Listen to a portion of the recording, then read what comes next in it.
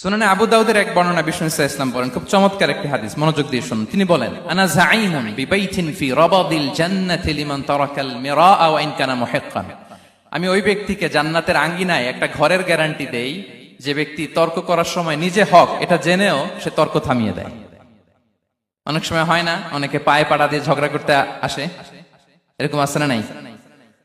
আপনি চুপচাপ দেখবেন একটা বাজে কমেন্টস করতেছে, আবার কমেন্টের নিচে কমেন্ট, আবার গালি, হ্যাঁ আছে না এরকম? বিষ্ণু বলেন নিজে হক এটা জানার পরেও আর যাতে তর্ক না বাড়ে, যে তর্ক থামিয়ে দেয় জান্নাতের আঙ্গিনায়, তাকে আমি একটা ঘরের গ্যারান্টি দেই। ওয়াবিবাইতিন ফি ওয়াসাতিল জান্নাতি লিমান তারাকাল কাযিবা ওয়া ইন কানা মাযিহান। আর ওই ব্যক্তিকে আমি জান্নাতের মাঝখানে একটা ঘরের গ্যারান্টি দেই যে ব্যক্তি কৌতুক করার সময়ও মিথ্যা পরিহার করে। করতেছে কৌতুক, ফান করতেছে আর কি, হি ইজ কিডিং, পান করে, কৌতুক করে, কিন্তু কৌতুকের সময় সে মিথ্যা বলে না। এই স্বভাব যাদের, তাদেরকে আমি জান্নাতের মাঝ বরাবর একটা ঘরের গ্যারান্টি দেই।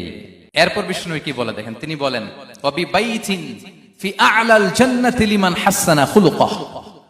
আর জান্নাতের একেবারে হাইস্ট পিক অফ প্যারাডাইস, জান্নাতের সর্বোচ্চ স্তরে আমি একটা ঘর বা একটা বাসভবনের গ্যারান্টি ওই ব্যক্তিকে দেই যে তার আচরণটা সুন্দর করেছে।